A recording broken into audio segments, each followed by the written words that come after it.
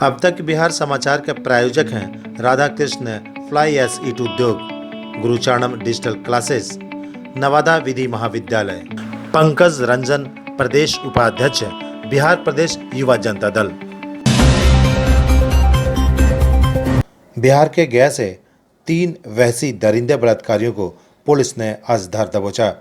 पिछले दिनों नाबालिग दलित लड़की के साथ सामूहिक दुष्कर्म करने वाले तीनों बलात्कारियों को पुलिस ने गिरफ्तार कर जेल भेज दिया। घटना बीते दिनों की है। युवती जब शाम को शौच के लिए घर से निकली थी, तभी घात लगाए वहशी दरिंदों ने नाबालिग युवती को उठाकर एक सुनसान खंडहर में ले गए, जहां बारी बारी से तीनों दरिंदों ने नाबालिग दलित युवती के साथ बलात्कार किया। दरिंदों ने बलात्कार का सोशल मीडिया पर फोटो भी वायरल किया था। वायरल हुए फोटो के आधार पर पुलिस ने तीनों बलात्कारियों को धर दबोचा। बोधगया के डीएसपी अजय कुमार ने बताया कि वहशी दरिंदे मनीष कुमार, प्रवीण कुमार और विनय कुमार को पुलिस ने गिरफ्तार कर लिया है। उन्होंने बताया कि पीड़ित परिवार द्वारा दर्ज कराए गए एफआईआर के बाद अभियुक्तों की गिरफ्तारी के लिए ताबड़तोड़ छापेमारी की गई। दबिश के बाद तीनों बलात्कारियों को पुलिस ने गिरफ्तार कर लिया। बोधगया के डीएसपी अजीत कुमार ने बताया कि गिरफ्तार तीनों बलात्कारियों का इतिहास खंगाला जा रहा है। एक बलात्कारी का क्रिमिनल रिकॉर्ड भी मिला है। डीएसपी ने बताया कि कानपुर में एक लड़की के अपहरण कांड में बलात्कारी के शामिल होने की खबर मिली है। शेष 2 बलात्कारियों के आपराधिक रिकॉर्ड खंगाले जा रहे हैं। एक गैंग रेप की घटना घटी थी। एक नाबालिग युवती ने दिनांक 1/9/2020 को एक एफआईआर दर्ज कराया मोहनपुर थाना में कि उसके साथ 3 लड़कों ने सामूहिक बलात्कार किया है, और इस सूचना पर थाना ने प्राथमिकी दर्ज की SC/ST act, IPC, POCSO act और IT एक्ट के तहत। घटना के दौरान उन लोगों ने उस लड़की का एक वीडियो, छोटा सा फोटो लिया था, 2-3 फोटो लिए थे, और उसके बाद उन लोगों ने इस फोटो को वायरल कर दिया था। लड़की के साथ जो घटना घटी थी वह लगभग 4-5 दिन पहले घटी थी, पर लड़की ने लोकलाज और डर से किसी को बताया नहीं था। और इन तीनों के क्रिमिनल हिस्ट्री के संबंध में भी छानबीन की गई है। इसमें से एक लड़का है जो कानपुर से किसी थाना से जेल जा चुका है। अभी उसका हम लोग वेरिफिकेशन कर रहे हैं। वहाँ से भी एक लड़की के अपहरण के मामले में ये जेल गया है। बाकी का 2 का क्रिमिनल हिस्ट्री अभी तक अप्राप्त है, हम लोग उसको तलाश रहे हैं। पति के न्याय के लिए पत्नी लगा रही है गुहार, अपराधी बेखौफ घूम रहे हैं। घटना बीते 13 अगस्त की है। पिता महेश्वर शनि मंदिर के समीप अपराधियों ने राजू भारती के ऊपर जानलेवा हमला किया था। राजू भारती की पत्नी न्याय के लिए गुहार लगा रही है। पीड़ित जूली भारती ने बताया कि 13 अगस्त को मेरे पति पुराने घर से नए घर पिता महेश्वर आ रहे थे। तभी शाम को करीब 6 बजे पिता महेश्वर शनि मंदिर के समीप बाइक और कार से आए अपराधियों ने मेरे पति पर ताबड़तोड़ फायरिंग कर मेरे पति को घायल कर दिया। पीड़ित महिला ने बताया कि पुलिस द्वारा अब तक कोई कार्रवाई नहीं किए जाने से हम खौफ के साए में जी रहे हैं। पीड़ित राजू भारती ने बताया कि मेरे घर में 13 अगस्त को गाय ने बच्चा दी थी, जिसे देखने के लिए मैं अपने घर जा रहा था। तभी शनि मंदिर के पास सफ़ेद रंग का काला शीशा लगा गाड़ी लगा, जिसमें अतुल सिन्हा, अरविंद चौधरी, बुलबुल शाह, संतोष रवानी सभी कार से उतरकर मेरे ऊपर अंधाधुंध फायरिंग कर दी। भागने के क्रम में मेरे पेट में गोली लग गई। राजू ने बताया कि मैं ज़मीन का कारोबार करता हूं और एक ज़मीनी विवाद में 4 महीने पूर्व मेरे ऊपर अरविंद चौधरी और बुलबुल शाह ने गोलियां चलाई थी। उस वक्त मैंने सिविल लाइंस थाने में आवेदन दिया था। पुलिस उस वक्त भी कोई कार्रवाई नहीं की और अभी भी पुलिस उदासीन है। उन्होंने बताया कि अपराधियों की तस्वीर CCTV कैमरे में भी कैद हुई थी। राजू भारती और उनकी पत्नी ने पुलिस प्रशासन से मांग की है कि उन्हें न्याय दिलाई जाए। उन्होंने कहा कि अपराधियों के डर से खौफ के साए में जीने को मजबूर हैं। क्या नहीं, पुलिस इस चीज़ को एक्शन लेता तो इतना बड़ा घटना मेरे साथ नहीं हुआ। अच्छा, गोली लगा 25 दिनों के बाद आप क्या पुलिस से मांग करते हैं? सुरक्षा पुलिस से मांग कर रहे, सुरक्षा दे और मतलब उन लोग को अरेस्ट करें, जो कड़ी से कड़ी सजा हो। सर, मैं न्याय चाहती हूँ क्योंकि मेरे पति अभी भी सेफ नहीं है, क्योंकि मोहल्ले में कुछ आपराधिक किस्म के आदमी अभी भी घूमते हैं 3 बजे भोर में, 5 बजे भोर में। इसलिए अभी भी हम लोग का दोनों मकान ऑन द रोड है, इसलिए कभी भी कुछ भी हो सकता है। और पुलिस की तरफ से मैं प्रोटेक्शन चाहती हूँ और कोई भी कार्रवाई हो, उचित कार्रवाई इन लोग करें। गया शहर को गंदगी और जाम ट्रैफिक से निजात दिलाने के लिए निगम के पदाधिकारियों ने कार्यक्रम की शिलान्यास रखी है। गया नगर निगम के निधि से 6 करोड़ रुपए की लागत से गया शहर के सौंदर्यीकरण एवं ट्रैफिक से निजात दिलाने के लिए डिप्टी मेयर एवं मेयर सहित नगर आयुक्त ने मिलकर योजना की आधारशिला रखी।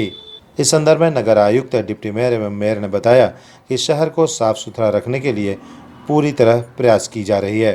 उन्होंने कहा कि ट्रैफिक से निजात दिलाना हम लोगों की प्राथमिकता होगी।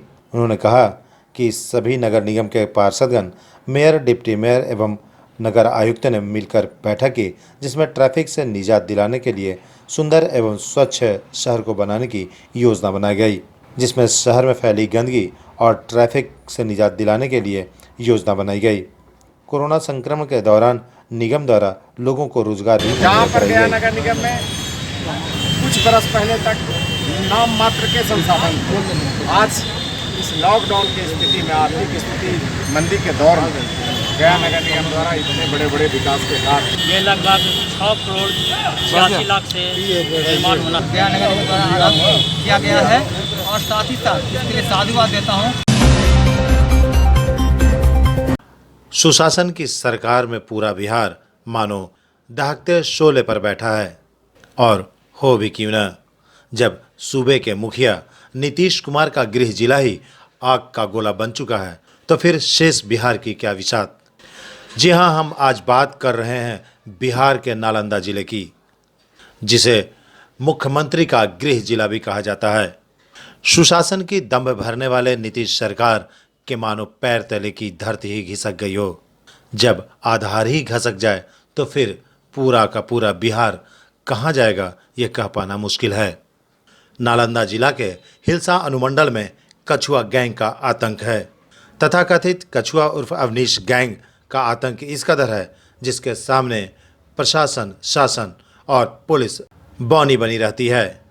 इस गैंग के आतंक का आप इस तरह अंदाजा लगा सकते हैं कि अब तक सैकड़ों हत्या, लूट, अपहरण और रंगदारी की घटनाओं में पुलिस इस गैंग के कोई भी सरगना को गिरफ्तार नहीं कर पाई है।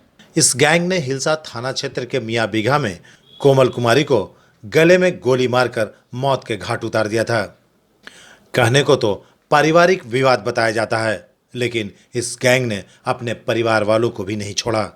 कोमल सहित उसका पति और देवर बाहर नौकरी करता था, लेकिन लॉकडाउन के दौरान कोमल और उसका पूरा परिवार घर वापस चला आया था।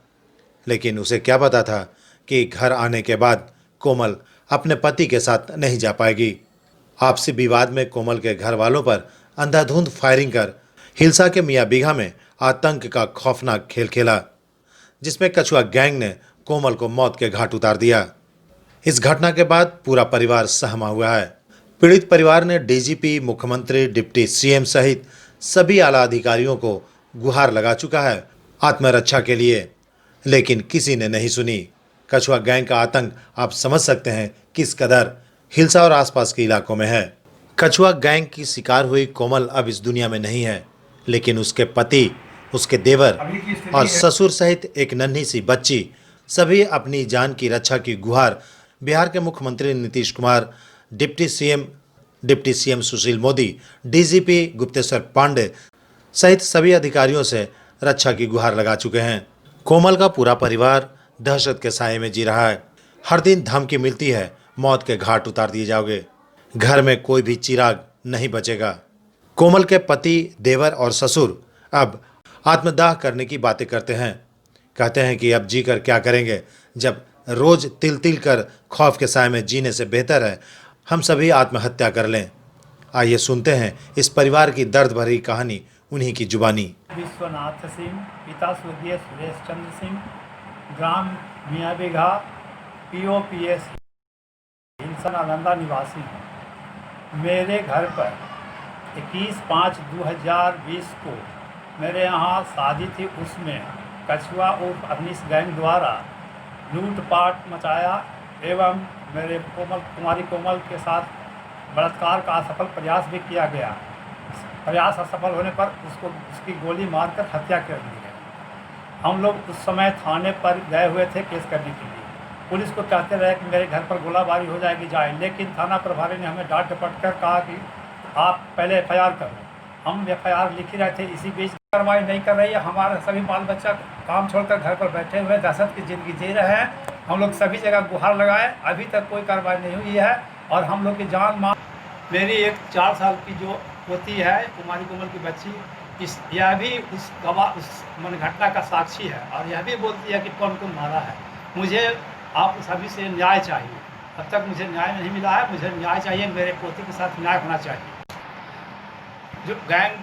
जो गैंग था उसमें 20 नामजद और 25 अज्ञात है। इसमें से आज तक पुलिस एक भी व्यक्ति को गिरफ्तार नहीं कर पाई है और सभी लोग खुलेआम घूम रहा है, जिसमें 6 व्यक्ति स्वयं आत्मसमर्पण न्यायालय में किया है। बाकी लोग अभी हम लोग को धमकी दे रहा है कि तुम लोग केस करोगे, गवाही दोगे तो जान से मार देंगे। हम लोग को न्याय चाहिए। हम निवेदन करते हैं कि मुझे न्याय दिलाया। अभी की स्थिति है, इतनी बुरी स्थिति है कि अभी यहाँ पे पढ़े लिखे लोग अपनी ज़िंदगी को सही तरीके से नहीं जी सकते हैं। जिस तरह से अपराधी नंगा नाच कर रहा है बिहार के अंदर, और ख़ासकर ये नालंदा ज़िला का जो इतिहास है और अभी जो लास्ट 1 महीना में हुआ है, जो मैंने हम बता नहीं सकते हैं कि जो हमारे साथ घटना घटा है। हमारी बाइक को 21 तारीख को गोली मारा गया। 21 तारीख को जिस दिन गोली लगा उसी रात हम लोग थाने में गए बोलने के लिए कि सर हमारे यहाँ गोली चलेगा, एक बार तो चलिए सर, एक बार तो चलिए सर। हमारे घर पे शादी था 22 तारीख को। पुलिस के आते आते पुलिस के लोग जान रहा है कि हम लोग थाने गए हैं। उसके बाद हमारे घर पे आके हमारे गांव के लोगों ने गोली चलाया, उसमें हमारी बाइक को गोली लगा। भाजपा के बहुत पुराने नेता हुआ करते थे, तो दादाजी ने जो किया उसका फल उनके पोते को मिल गया है। तो इसके लिए शुक्रिया हम देना चाहते हैं सुशील कुमार मोदी जी को और आदरणीय नीतीश कुमार जी को कि हमारे साथ जो अभी तक घटना घटा है इसके लिए तहे दिल से आपको शुक्रिया। हम आपके खिलाफ कभी कुछ नहीं बोलेंगे। जो घटना आप लोग घटा रहे हैं ऐसा ही कीजिए। भगवान आपको देखेगा, अल्लाह आपको देखेगा, ईश्वर आपको देखेगा और वहाँ से हमको न्याय मिलेगा और आप लोग को भी न्याय मिलेगा। इलेक्शन है, आप लोग अच्छा से इलेक्शन कीजिए सर, हम लोग को मरने के लिए छोड़ दीजिए।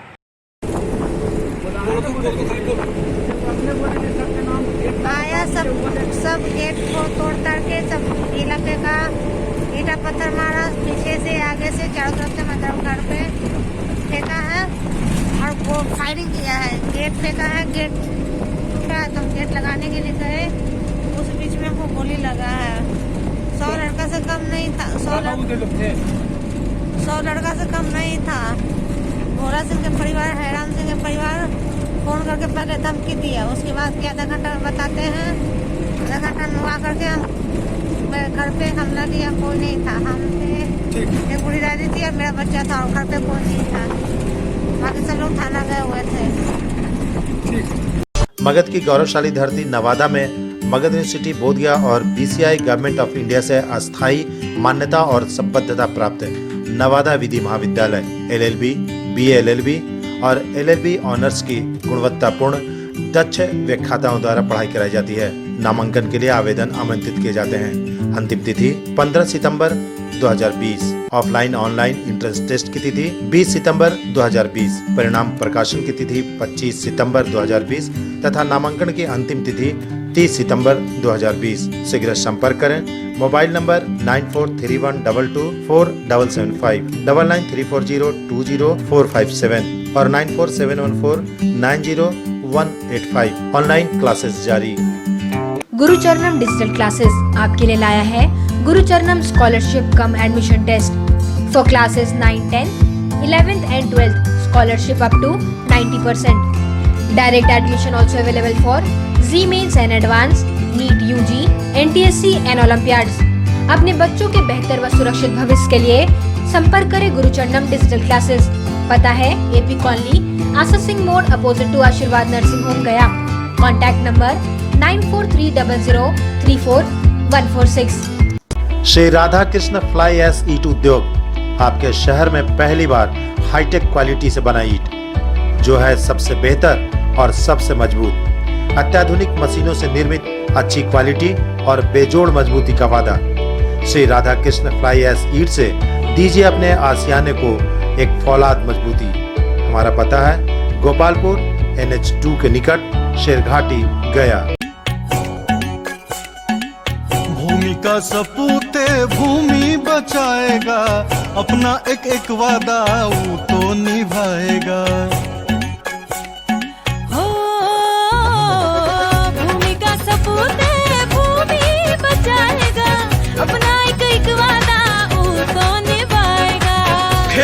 खरिहान बोले, हंसता किसान बोले, गेहूं मकई धान बोले, घर दा सब उड़ जाए, ठोस दाना घर आए, पछुआ और पुरवा की चले जो बयार हो।